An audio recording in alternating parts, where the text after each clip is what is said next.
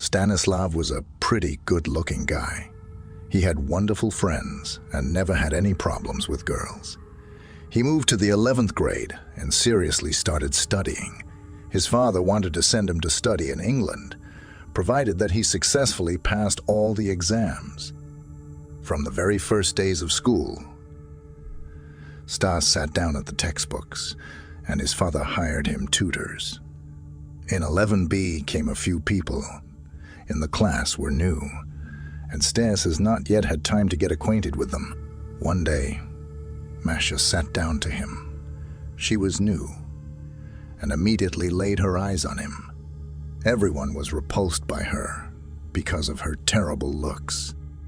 She had crooked teeth, smelled like something nauseating, had unkempt hair, and dressed ridiculously. She was nicknamed Scarecrow because of her hideous appearance. The boy tried not to talk to her, but she annoyingly pulled him away from problem-solving and test essays, trying to make conversation. Stas explained to her nicely to get her off his back, and for a while, it helped. At the end of the first quarter, Stas was the top student in his class, and the school held a fall ball on the eve of the first vacation. All the guys came in suites, and the girls in dresses, but not Masha. She came in worn jeans and in a gray sweater, so she went to school all the last 2 months. Stas decided to invite his friend Marina to dance, but it was worth it to make a step towards her, as Masha appeared, and forcibly grabbing his hand, took him to the platform to dance a slow dance.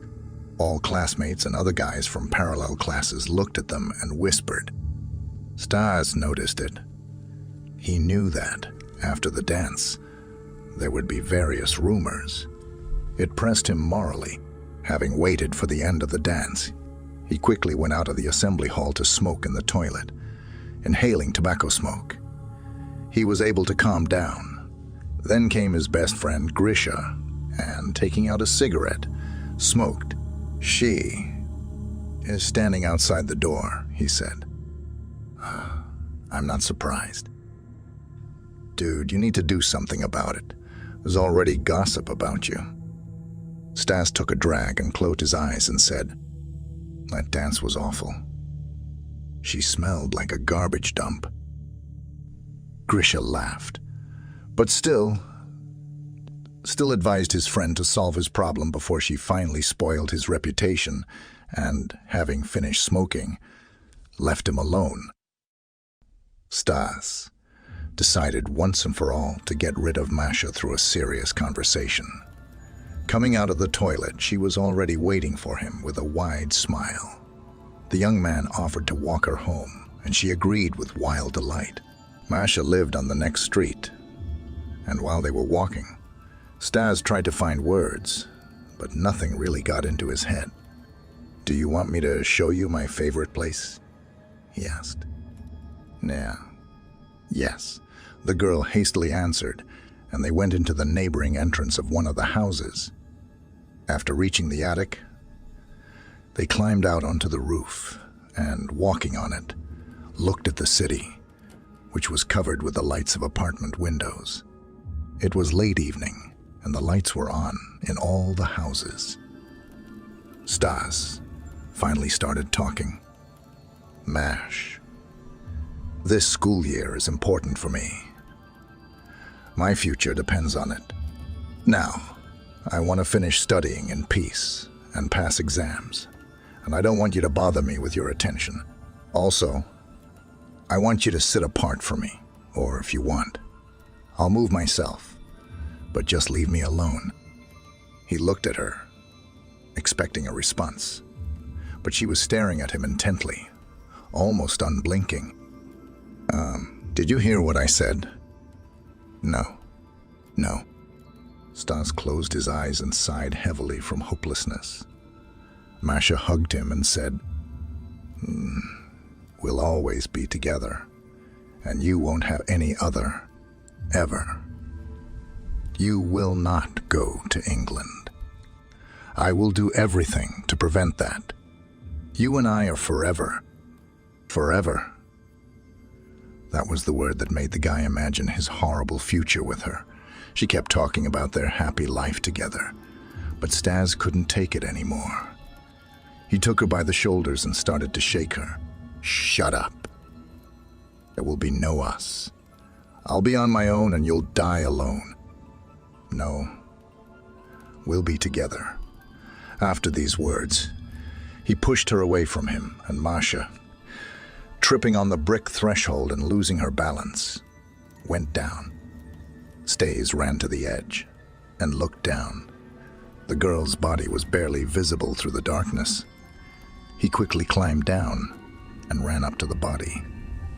She was lying dead. Her head was busted open, and a pool of blood was already darkening beneath her. The boy crouched down beside her on the ground. There was no one around to help. Looking at his blood-stained hands, he realized that he had completely redrawn his life. The boy rushed out of the park. At home, while his parents were away, he washed the blood off himself and waited for the doorbell from law enforcement, but there was none. The next morning, he went online to find information about the girl's death. But there was nothing there either. After sitting at home for the vacations, he went to school early with a rock on his soul. Entering the classroom, he was speechless. Behind his desk sat Masha as if nothing had happened, and her head was fine. They were alone in the classroom. Your head was broken. Stas couldn't believe that someone would survive falling from the height of a 12-story building. I was given a chance. Her eyes were still looking lovingly at Stas. "I'm sorry. I almost got you killed." "No. You don't have to apologize now. Let's do it on the roof." Stas was a little surprised, but he had no right to refuse. After sitting until the end of class, they came to the roof, to the very place where everything happened a week ago. Now you can ask. Masha stood with her back to Stas and looked at the city. I'm sorry. I'm sorry for what happened, but I don't want you prying into my life." "Say it in my eyes." Stas stood in front of her and repeated everything word for word. Is that it?" she asked. "Yes." The girl pushed him hard, and Stas, with a scream, a stone flew down. Masha came, stood on the edge of the roof, and looked at the guy's body. He didn't move. Then she looked up at the sky and said quietly, "Thank you for giving me a chance to take him with me." With those words, she stepped forward.